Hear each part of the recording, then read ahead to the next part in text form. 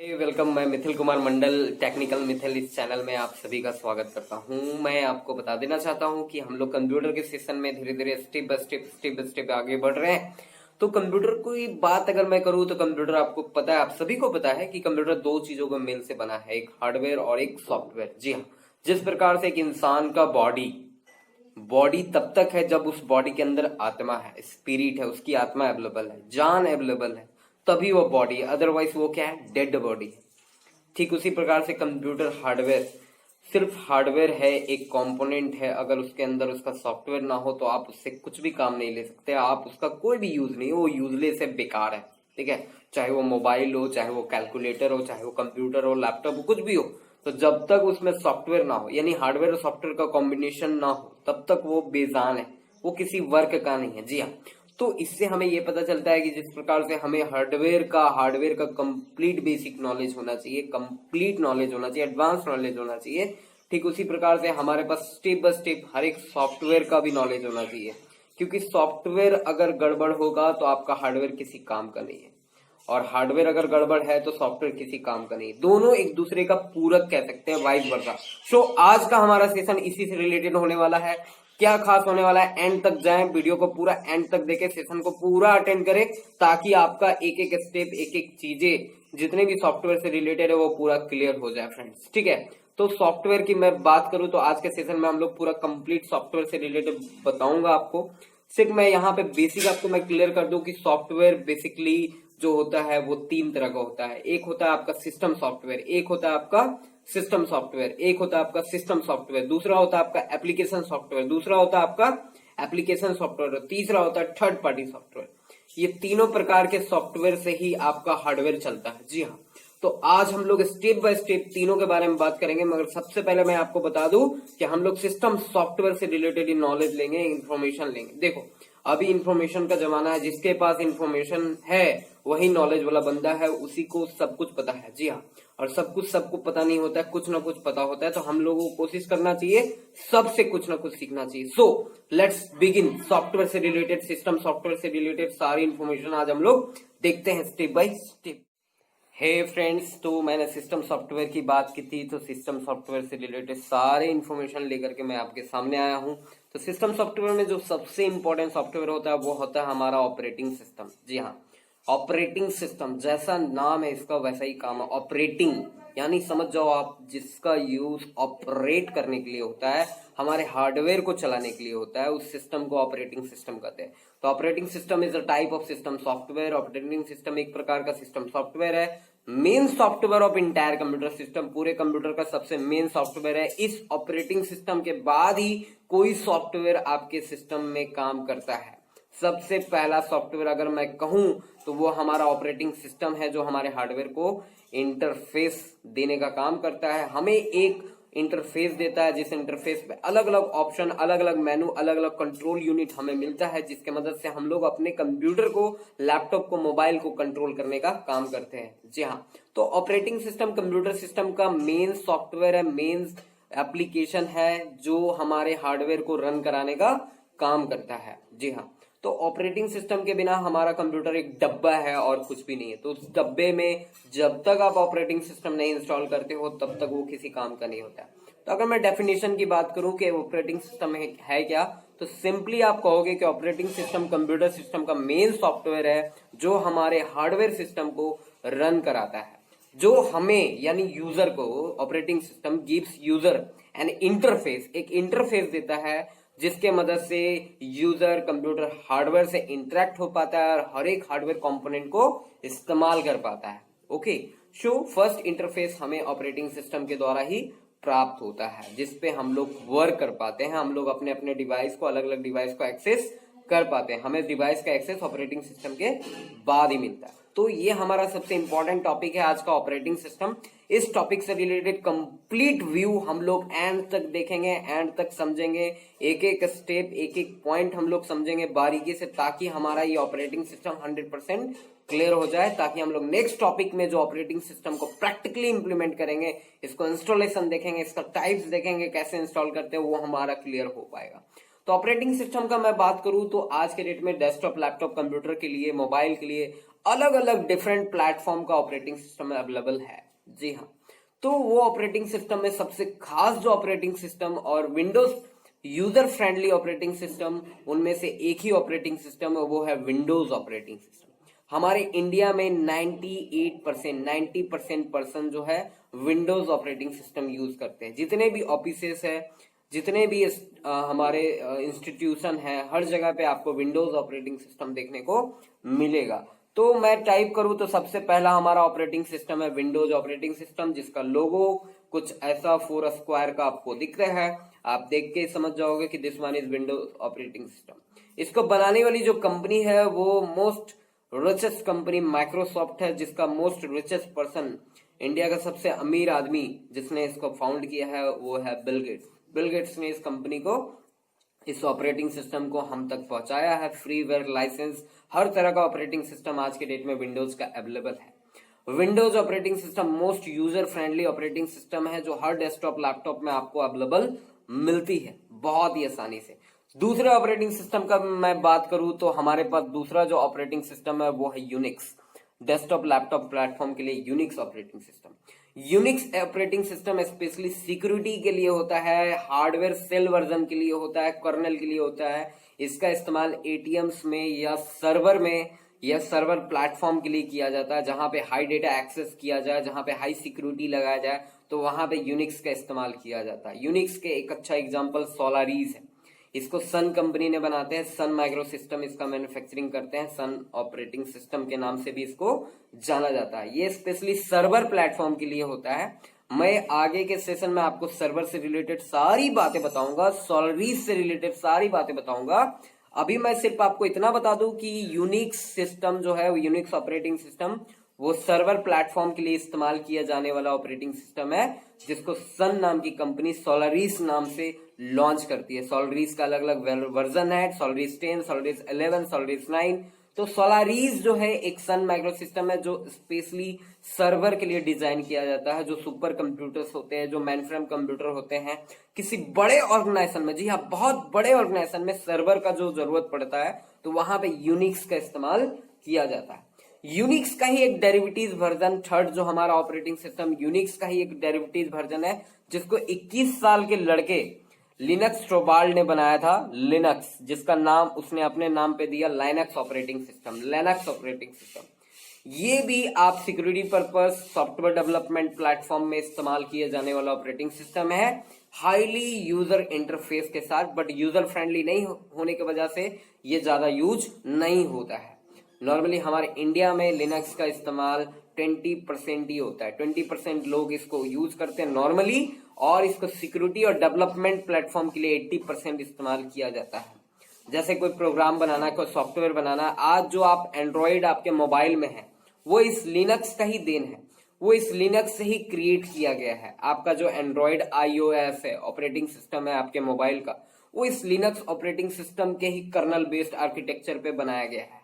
जी हाँ, तो लिनक्स जो है स्पेशली स्पॉन्सर्ड करता है रेड हैट नाम की ऑपरेटिंग सिस्टम भी अवेलेबल है। लिनक्स स्पेशली सिक्योरिटी के लिए बेस्ट है, हैकिंग के लिए बेस्ट है। जी हाँ, इथिकल हैकिंग अगर आप सीखना चाहते हैं तो मुझे कमेंट करके बताएं। आगे के सेशन में जब हमारा ये सेशन कंप्लीट हो जाएगा सारा सेशन, तो उसके बाद मैं आपको इथिकल हैकिंग से रिलेटेड सेशन स्टार्ट करूंगा और आपको special ethical hacking Linux operating system के द्वारा बताऊंगा। तो आप कमेंट करना, कमेंट करके बताना अगर आपको सीखना है इथिकल हैकिंग, तभी मैं उस पर जाऊंगा, अदरवाइज मुझे उस पर जाने की कोई ये नहीं है। ठीक है, नॉर्मली मैं आपको सारा चीज बताऊंगा। अगर आप कमेंट करते हो, हर किसी का कमेंट आता है कि सर इथिकल हैकिंग सीखना हमें, तो मैं लिनक्स ऑपरेटिंग सिस्टम पे डीपली जाऊंगा। पहले मैं बता दूं कि मैं विंडोज ऑपरेटिंग सिस्टम और बाकी ऑपरेटिंग सिस्टम से ही रिलेटेड बातें, रिलेटेड इंफॉर्मेशन आपको देने वाला हूं। जी हाँ, तो लिनक्स एक ऐसा ऑपरेटिंग सिस्टम है जो सिक्योरिटी प्लेटफॉर्म के लिए बहुत ज्यादा इस्तेमाल किया जाता है। सिक्योरिटी को ब्लॉक करने के लिए इस्तेमाल किया जाता है, सिक्योरिटी को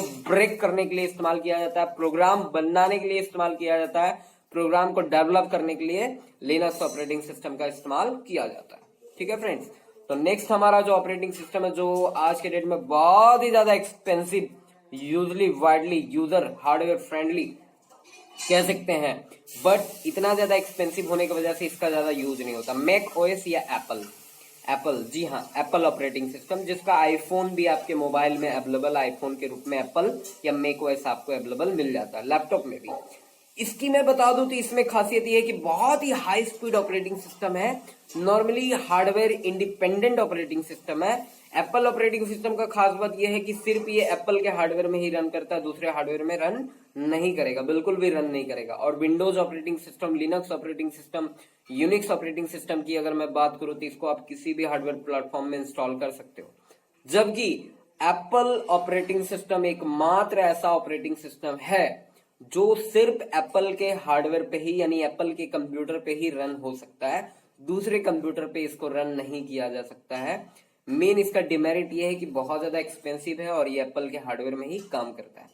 लुक वाइज ये बहुत सुंदर, बहुत ग्रेट होता है। मैं आपको एप्पल ऑपरेटिंग सिस्टम का लुक्स भी दिखाऊंगा आगे, कैसे इस पे काम करते हैं इसका वे भी मैं आपको बताऊंगा। बट इससे पहले मैं आपको बता दूं कि एप्पल ऑपरेटिंग सिस्टम बहुत highly configured, highly operating system है, एक्सपेंसिव है, बहुत ज्यादा खर्चीला है। इसका फाउंडर जो है वो स्टीव जॉब्स है। जी हाँ, स्टीव जॉब्स बहुत अच्छे, एक मोटिवेशनल, इंस्पिरेशनल पर्सन है। आप इनसे बहुत कुछ सीख सकते हो। मैं एक रिकमेंड करूंगा कि आप स्टीव जॉब्स का बायोग्राफी देखें, आपको इनसे बहुत कुछ सीखने को मिल जाएगा। इनके जीवन में इन्होंने किस प्रकार से आईटी फील्ड में कितना अपना ग्रोथ किया, एक जीरो से स्टार्ट करके एप्पल तक कैसे ये पहुंचे, कितने कंपनी में इन्होंने अपना कंपनी एस्टैब्लिश किया। ये भी जॉब करते थे, जॉब करते करते इन्होंने अपने कंपनी से इनको फायर कर दिया गया, इन्होंने खुद फायर लिया, देन इन्होंने अपनी कंपनी स्टार्ट करके एप्पल फाउंड किया, मैक को डिजाइन किया। जी हाँ, तो इनसे आप बहुत कुछ सीख सकते हो। मैंने इनसे बहुत कुछ सीखा है, इसलिए मैं आज आपको ये सारी बात बता पा रहा हूँ। जी हाँ फ्रेंड्स, तो अब हम लोग बात करते हैं मुख्य रूप से हमारा जो इम्पोर्टेंट ऑपरेटिंग सिस्टम है विंडोज, उसी से रिलेटेड हम लोग टास्क समझते हैं कि विंडोज का ऑपरेटिंग सिस्टम आज के डेट में कितने टाइप्स के अवेलेबल है, इससे पहले कौन कौन से टाइप्स यूज होते थे, उनमें क्या फर्क था, इन सारे बातों को हम लोग स्टेप बाय स्टेप समझते हैं। सबसे पहले मैं बात कर दूं common operating system, common Windows operating system को। सबसे पहला जो विंडोज ऑपरेटिंग सिस्टम था वो MS डॉस था, माइक्रोसॉफ्ट डॉस। डॉस एक कमांड बेस्ड इंटरफेस वाला ऑपरेटिंग सिस्टम है। जैसे कि इमेज में आपको एक सी लिखा हुआ, कॉलन किया हुआ दिख रहा है ब्लैक कलर का, तो कमांड यूजर इंटरफेस, यानी ब्लैक ब्लैक स्क्रीन दिखती थी। उस टाइम कीबोर्ड हुआ करता था, जो भी हम लोग काम करते थे वो कीबोर्ड से टाइप करके करते थे। जो भी कमांड देना होता था, जो भी फाइल्स रखनी होती थी, जो भी फाइल्स बनानी होती थी, अगर उसको नेटवर्क में भी यूज करना होता था, ट्रांसफर करना होता, तो वो सारा काम कमांड से ही होता था। वो डॉस ऑपरेटिंग सिस्टम के नाम से जाना जाता था। जी हाँ, तो डॉस का जो ऑपरेटिंग सिस्टम है वो विंडोज 1.0 भी कहते हैं, विंडोज 2.0 भी उसको कह सकते हैं, विंडोज 3.0, अलग अलग वर्जन में वो आया डॉस का ऑपरेटिंग सिस्टम। ठीक है, जो कि सन 85 में 1985 में सबसे पहला Windows DOS operating system launch हुआ था। मैं इसके बारे में आपको हिस्ट्री में आगे बताऊंगा कि कौन सा ऑपरेटिंग सिस्टम कब आया था। उसके बाद मैं बात करूं तो विंडोज 95 आया। विंडोज 95 सन 1995 में आया, 1995 में। आई होप कि आप में से कुछ ऐसे बंदे हो जो 95 में बर्थ ले लिए हो या बर्थ नहीं लिए हो, आई डोंट नो। तो विंडोज 95 मैंने खुद अपने लाइफ में यूज करा है। मैंने 2005 में विंडोज 95 ऑपरेटिंग सिस्टम पे काम करा है। वो भी एक डॉस बेस्ड ऑपरेटिंग सिस्टम था, मिनिमम रिक्वायर्ड ग्राफिक्स के साथ में 95 इस्तेमाल किया जाता था, जिसमें बिल्कुल डॉस बेस्ड ही था, सारा काम आपका डॉस से ही किया जाता था। विंडोज 95 के बाद 3 साल के बाद ग्रोथ हुई और विंडोज 98 1998 में विंडोज 98 आया। जी हाँ, ये भी एक लो ग्राफिक्स के साथ में लॉन्च हुआ, बेसिक लुक के साथ विंडोज ने 98 को 98 में लॉन्च किया। देन विंडोज एमई आया, विंडोज मिलेनियम एडिशन, एमई का मतलब होता है millennium, millennium edition. Windows NT, ME के बाद विंडोज एनटी आया, NT stand for new technology. ME के बाद उसको थोड़ा सा अपग्रेड करके एनटी लाया गया न्यू टेक्नोलॉजी के नाम से। फिर सन 2000 ईस्वी में विंडोज 2000 आया, जो कि एक अच्छा ग्राफिक्स लुक के साथ डिजाइन हुआ। इसका यूज नॉर्मल डेस्कटॉप, नॉर्मल घर पे भी हुआ और इसका इस्तेमाल सर्वर प्लेटफॉर्म में भी किया गया। मेन बात यह है, विंडोज 2000 का यूज सर्वर के लिए भी इस्तेमाल किया गया, इसका इस्तेमाल घरों में भी किया गया। एक नॉर्मल कम मेमोरी में यूज होने वाला मिनिमम 128 MB के रैम पे भी ये प्रोसेस करता था। जी हाँ, विंडोज एक्सपी, एक्सपी का मतलब होता है एक्सपीरियंस। तो यहां पे हमें एक अच्छा एक्सपीरियंस मिलने को मिला, जो अभी भी आपको देखने को मिल सकता है। एक्सपी माइक्रोसॉफ्ट ने विंडोज एक्सपी को जनरली कहा जाए तो बंद कर दिया गया है, पर इसका जो प्राइवेट वर्जन है वो इंटरनेट पे अवेलेबल है और बहुत सारे ऑफिसेस में विंडोज एक्सपी इस्तेमाल किया जाता है। इसका कारण ये है कि ये बहुत ही मिनिमम मेमोरी में मैक्सिमम रिजल्ट देने वाला ऑपरेटिंग सिस्टम साबित हुआ। बहुत सारे ऑफिसेस में, गवर्नमेंट ऑफिस में आज के डेट में अभी भी विंडोज एक्सपी जैसा ऑपरेटिंग सिस्टम इस्तेमाल किया जाता है। इसको चलाने के लिए कम से कम मेमोरी जो है आपको 256 MB 128 MB मेमोरी में भी ये रन कर जाता है। बहुत अच्छा फीचर देता है। तो सपोज करो आपके कंप्यूटर में अगर 4 GB मेमोरी है तो सोचो इस एक्सपी के क्या रफ्तार होगी। लुक वाइज एक स्टैंडर्ड लुक है, ना तो बहुत ओल्ड बहुत डल कह सकते हैं, ना ही बहुत एडवांस कर सकते हैं। स्टैंडर्ड लुक आपको विंडोज एक्सपी में मिलता है, स्टैंडर्ड इंटरफेस मिलता है, स्टैंडर्ड सारे फीचर्स आपको अवेलेबल मिलते हैं और लगभग आज के डेट के सारे सॉफ्टवेयर आपका इसमें सपोर्ट करते हैं, कुछ सॉफ्टवेयर के सहायता से, कुछ सॉफ्टवेयर के मदद से विंडोज एक्सपी। उसके बाद विंडोज एक्सपी को एडवांस वर्जन विंडोज विस्टा लाया गया। विंडोज विस्टा आए, प्लेटफॉर्म आया, एक अच्छा प्लेटफॉर्म मिला विस्टा।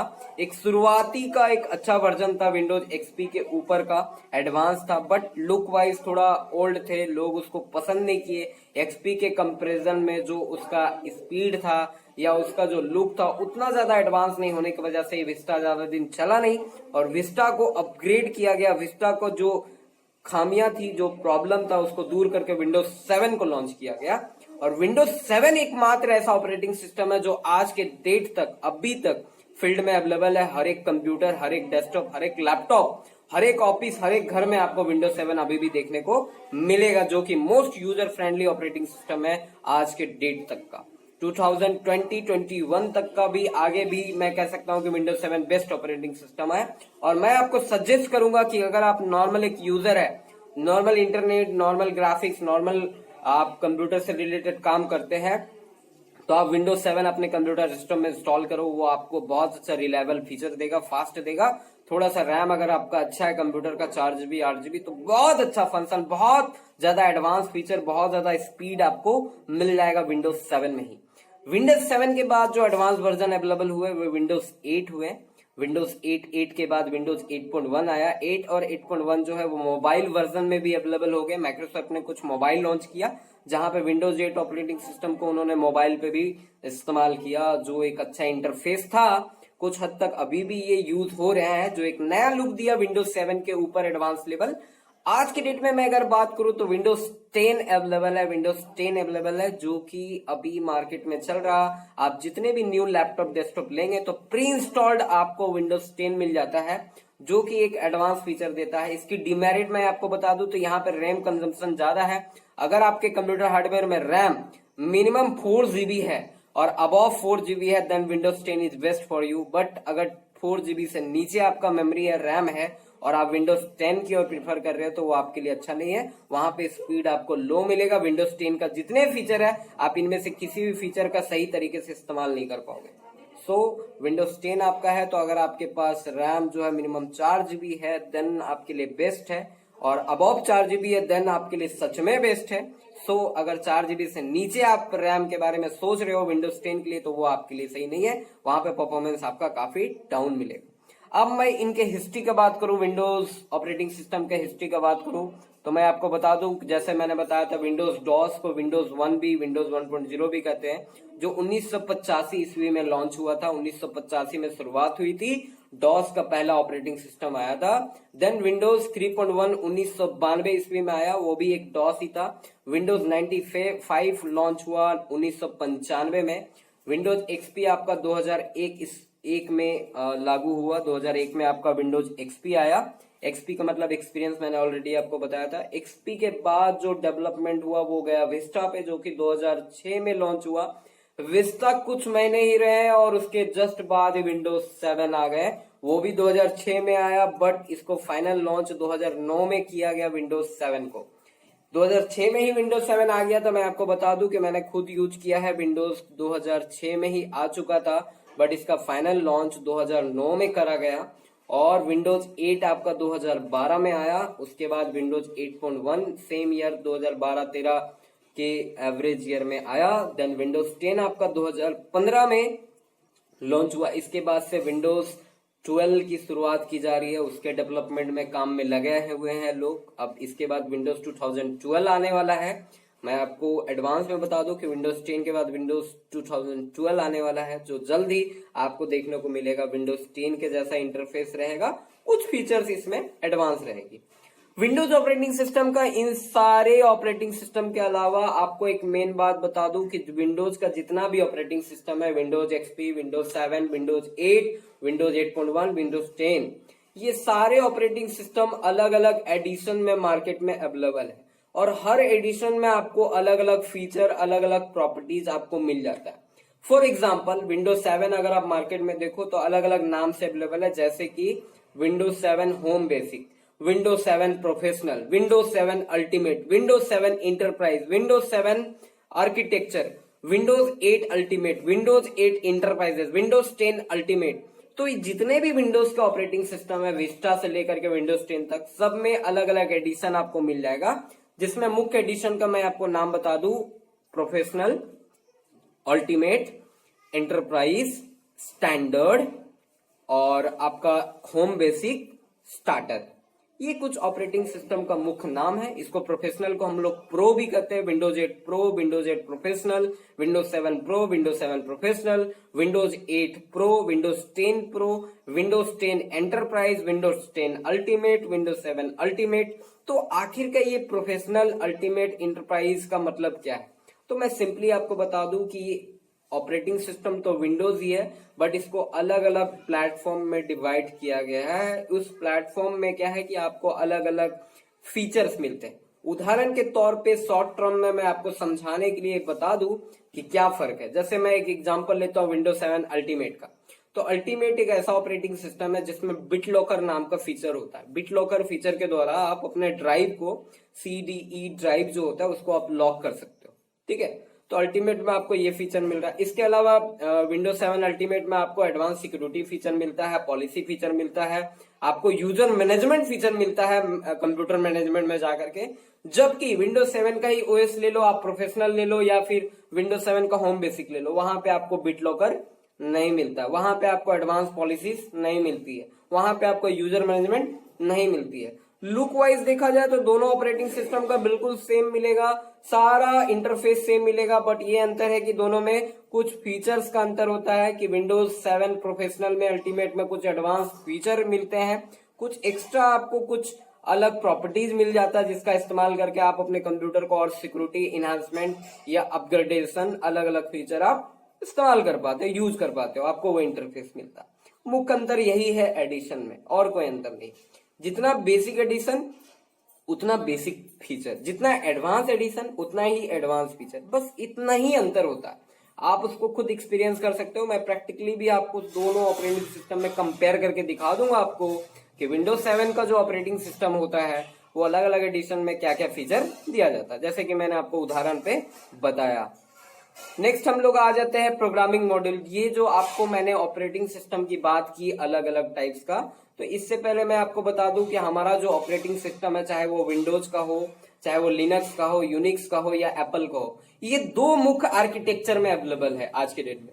पहला आर्किटेक्चर है हमारा 32 बिट और दूसरा आर्किटेक्चर है 64 बिट। पहला आर्किटेक्चर है 32 बिट और दूसरा हमारा है 64 बिट।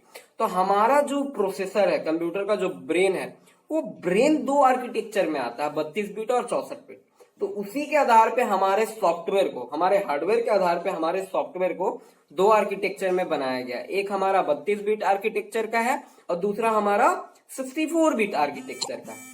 इन दोनों में मुख्य डिफरेंस क्या है तो आप सिंपली समझ सकते हो। 32 बिट यानी बिट मैंने पहले ही बताया था, जहां पे बिट का यूज कितना किया जा रहा, 32 किया जा रहा। 64 बिट यानी यहाँ पे बिट का इस्तेमाल कितना किया जा रहा, 64 का किया जा रहा। तो कौन सा एडवांस हो गया, 64 बिट। यानी आपके किसी एक काम को करने के लिए यहाँ पे बिट का ज्यादा इस्तेमाल किया जा रहा है, यानी यहाँ पे जगह ज्यादा है, यहाँ पे लोग ज्यादा है। तो ज्यादा लोग, ज्यादा वर्कर रहेंगे तो काम ज्यादा जल्दी होगा, काम ज्यादा स्पीड में होगा, काम बहुत फास्ट होगा।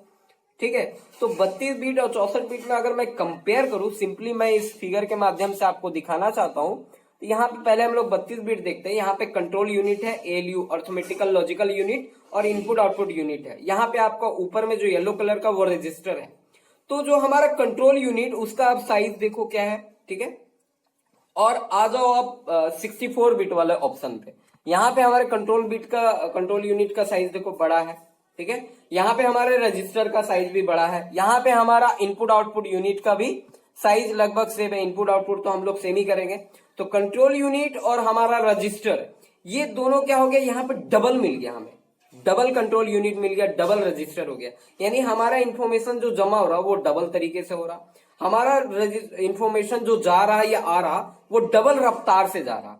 32 का डबल 64 होता है। तो इस प्रकार से 32 बिट और 64 बिट में आप मुख्य अंतर ये बोल सकते हो कि 32 बिट जो होता है वो नॉर्मल 32 बिट पे प्रोसेस करता है, 32 बिट का डेटा पास होने देता है प्रोसेसर तक और प्रोसेसर से रिसीव करने का काम करता है। सारे डिवाइस में 32 बिट आर्किटेक्चर पे ही काम करता है। जबकि 64 बिट का अगर मैं बात करूं तो यहाँ पे हमारा 64 बिट का डेटा 64 बिट स्पीड से, बस स्पीड से हमारे प्रोसेसर तक पहुंचता है, प्रोसेसर से रिसीव होता है। यानी यहाँ पे जो डेटा ट्रांसफर रेट है वो दुगना हमें प्राप्त होता है। दूसरा मुख्य अंतर मैं आपको ये बता दूं स्पेशली कि 32 बिट जो होता है वो मेमोरी का इस्तेमाल करता है, वो मेमोरी का मैक्सिमम इस्तेमाल कर लेता है। यानी मेमोरी यानी रैम। सपोज करो आपके कंप्यूटर में 2 GB रैम है तो 1 पॉइंट समथिंग GB मतलब 1 GB से लगभग आपका रैम जो है वो आपका ऑपरेटिंग सिस्टम खुद यूज करेगा। उसके बाद जो बच गया वो आपके लिए है, वो आप जो काम कर रहे हो वो उस रैम में जा रहा है। देखो मैंने आपको रैम के बारे में बताया था कि रैम एक प्राइमरी इंटरफेस है जिससे कोई अंदर आता है या बाहर आता है, ठीक है। तो देखो यहाँ पे समझने वाली बात है, ये ऑपरेटिंग सिस्टम जो है वो आपके रैम मेमोरी को इस्तेमाल करता है खुद चलने के लिए। तो मान लो आपके कंप्यूटर में 2 GB रैम है, तो अगर आपके पास 32 बिट का ऑपरेटिंग सिस्टम है तो वो 2 GB का आधा 1 GB लगभग वो रैम जो है ऑपरेटिंग सिस्टम यूज करेगा। यानी आपके पास बच गया लगभग 1 GB या उससे भी कम बच गया। तो उसी डेटा पे अब आपको काम करना है। अगर आप काम बहुत ज्यादा बढ़ा दिए तो आपका कंप्यूटर हैंग करेगा, स्लो हो जाएगा। वहां पे आप क्या उपाय है उस कंडीशन में, रैम बढ़ा दो, 2 GB है 2 GB कर दो, ठीक है। वहीं पे कंपेयर अगर मैं करूं 64 बिट का, तो 64 बिट में यही अंतर है कि मान लो 2 GB भी रैम है तो आपको वो हाफ से भी कम यूज करेगी आपकी ऑपरेटिंग सिस्टम। लगभग जितना ऑपरेटिंग सिस्टम को मिनिमम रिक्वायरमेंट होती है सिर्फ उतना ही यूज करेगी, एक्स्ट्रा रैम को कंज्यूम नहीं करेगी और आपको ज्यादा देने का काम करेगी। आपके लिए रैम को फ्री करेगी, आपके लिए रैम को फ्री करेगी। जी हाँ, माइंड में करो, come on come on come on मेरे साथ बोलो, आपके लिए रैम को फ्री करेगी 64 बिट का ऑपरेटिंग सिस्टम। जबकि 32 बिट का ऑपरेटिंग सिस्टम मैक्सिमम खुद खाएगी, आपको कम देगी। यानी आपके लिए रैम का जगह कम होगा, आप जो इनपुट करोगे वो उसके लिए बहुत कम जगह है। यानी क्या होगा, परफॉर्मेंस स्लो होगा, धीरे होगा। और यहाँ पे क्या है कि रैम कम खा रहा ऑपरेटिंग सिस्टम, आपको ज्यादा दे रहा, यानी परफॉर्मेंस क्या होगा, स्पीड होगा, बहुत रफ्तार से होगा। ठीक है फ्रेंड्स, तो इस प्रकार से 32 बिट और 64 बिट में आप डिफरेंस समझ गए। अब मैं इसको टर्म ऑफ यूज कर दूं तो 32 बिट को x86 भी कहा जाता है, ठीक है, कंफ्यूज नहीं होना। x86 का मतलब 32 होता है और 64 बिट को x64 कहा जाता है। क्लियर? इन दोनों में मैं डिफरेंस आपको एक और तरीके से बता दूं 32 बिट और 64 बिट को। इस फिगर को आप देखो, इस फिगर में आपको पूरा का पूरा डिफरेंस दिख जाएगा। यहाँ पे 4 GB रैम है, यहाँ पे 8 GB एड्रेसेबल रैम है। यहाँ पे जो आपको ये जो पूरा डायग्राम दिख रहा, इस डायग्राम को देखो, यहाँ पे रजिस्टर में जो डॉट है 32 बिट का और 64 बिट में जो रजिस्टर का डॉट है उसका डबल देखो साइज। यहाँ पे जो कलर के द्वारा स्क्वायर मैंने बनाया है उससे इंडिकेशन के द्वारा आपको समझ में आ जाएगा कि यहाँ पे जो विड्थ है 32 बिट में और जो 64 बिट की साइज है, ये जो आपको एनाकोंडा टाइप का दिख रहा होगा कनेक्शन, वो एक्चुअल में रजिस्टर वो ट्रांसफर पाथ है। तो पाथ में देखो यहाँ पे कितना ज्यादा रास्ता है, कितना चौड़ा रास्ता है। चौड़ा रास्ता यानी ज्यादा डेटा जाएगा, ज्यादा डेटा आएगा। और 32 बिट में आप देखो इस एनाकोंडा जैसा पतला सा एक, तो वहां पे रास्ता बहुत कम है, आदमी बहुत कम जाएगा, स्लो में आएगा। तो this is the difference between 32 bit and 64 bit. यानी यहाँ पे आपको डेटा पाथ जो है नॉर्मल मिलता है 32 बिट में, जबकि 64 बिट में डेटा पाथ आपको चौड़ा मिलता है, ज्यादा मिलता है। आपका डेटा जल्दी जाएगा और जल्दी आएगा, ट्रांसफर करेगा। ठीक है, अब मैं आपको डिफरेंस बता दूं, 32 बिट और 64 बिट में मुख्य रूप से। इन सारे पॉइंट को डिस्कस करने के बाद अब आपको यहाँ पे समझ में आ जाएगा डिफरेंस बहुत आसानी से। जैसे कि 32 bit is a type of CPU architecture that is capable of transfer 32 bit of data पर क्लॉक साइकिल। यानी जो आपके डेटा ट्रांसफर करने का जो स्पीड होता है उसको क्लॉक साइकिल कहते हैं, पर सेकंड में वो ट्रांसफर होता है। तो 32 बिट का जो होता है वो 32 बिट का डेटा पास करता है एक साइकिल में, जबकि 64 बिट का जो प्रोसेसर होता है वो 64 बिट का डेटा पास करता है पर cycle. Simply 64 bit is a type of CPU, यानी एक सीपीयू का प्रकार है, आर्किटेक्चर है, that is capable of transfer 64 bit of data, यानी 64 बिट का डेटा ट्रांसफर करता है पर क्लॉक साइकिल। पर क्लॉक साइकिल में वो 64 बिट का डेटा पास करने का काम करता है। Simply require more time to process and response, आपको डेटा को प्रोसेस करने के लिए, यानी आपने जो इनपुट करा उस पर काम करने के लिए, या जो आपको आउटपुट मिलेगा उसमें थोड़ा ज्यादा समय लगता है।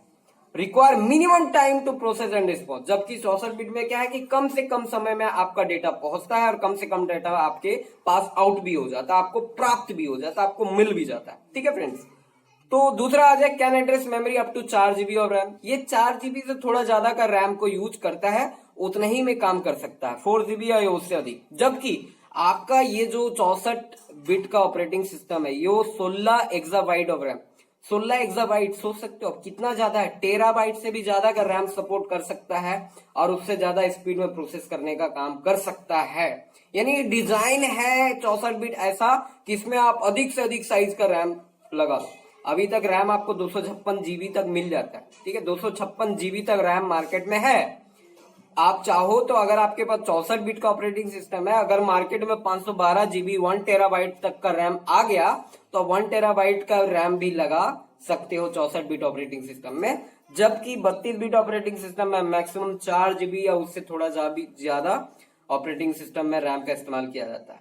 आपका 32 बिट का जो ऑपरेटिंग सिस्टम वो चीपर है, सस्ता है, कह सकते हैं इसका प्रोसेसर भी सस्ता है, जबकि 64 बिट एक्सपेंसिव है। जाहिर सी बात है, इतना सारा फीचर आपको दे रहा है, इतना स्पीड दे रहा है, ऐसा डाटा ट्रांसफर रेट दे रहा, इतना ज्यादा रैम का आपको कंज्यूमशन बचा रहा, तो महंगा तो होगा ही। ठीक है, दूसरा can be use as a personal computer and run office routine task. Normally personal computer में 32 बिट यूज कर सकते हो, करते हैं हम लोग बिल्कुल, और ऑफिस में भी यूज होता है। 64 बिट का क्या है कि आप घर पे भी कर सकते हो, ऑफिस में कर सकते हो, एंटरप्राइज लेवल, एक सर्वर लेवल, एक एडवांस लेवल, एक बड़े ऑर्गेनाइजेशन, बड़े कंपनी, बड़े एंटरप्राइजेस नेटवर्क, हर जगह पे इसका इस्तेमाल किया जाता है, किया कर सकते हो।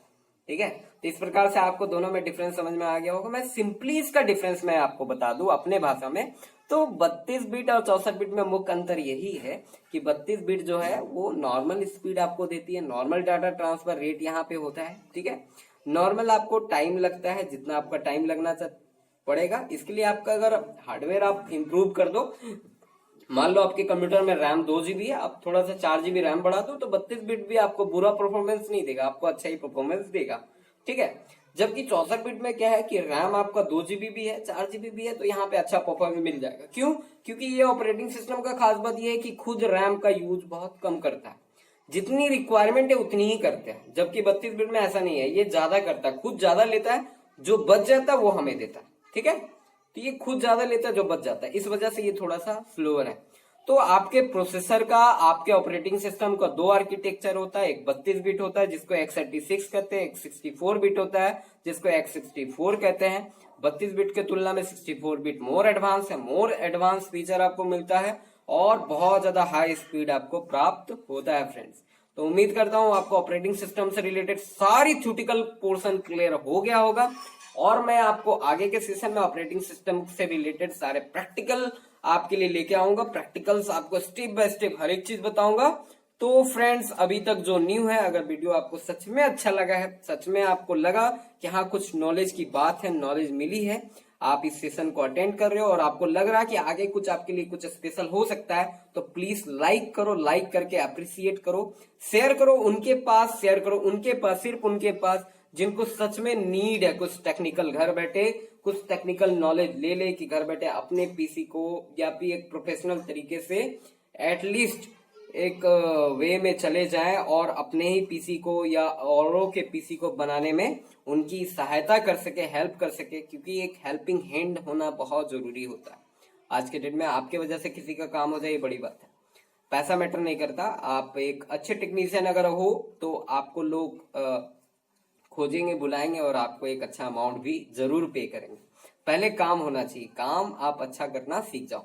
ठीक है, तो जो भी नए हो उम्मीद करता हूं सब्सक्राइब कर लिए होगे, अगर न्यू हो तो सब्सक्राइब कर दो और हिट कर दो बेल आइकन को, ताकि आपको नया वीडियो का नोटिफिकेशन अपडेट मिलता रहे। शेयर करने से आपका कुछ नहीं जाता, सो शेयर करो, शेयर करो, उन लोगों तक पहुंचाओ जिनको सच में नीड है, जिनको सच में ग्रीड है इस चीज से रिलेटेड, सच में एक एनर्जी है उनमें सीखने का। उम्मीद करता हूं कि आपको वीडियो अच्छा लगा होगा। लाइक करो, कमेंट करके बताओ और क्या नीड है आपको, क्या और सीखना है, तो उससे रिलेटेड मैं टास्क सारे कंप्यूटर से रिलेटेड बातें बनाऊंगा, सारी इन्फॉर्मेशन आपको देने की कंप्लीट कोशिश करूंगा friends. Okay bye, good night, have a nice day.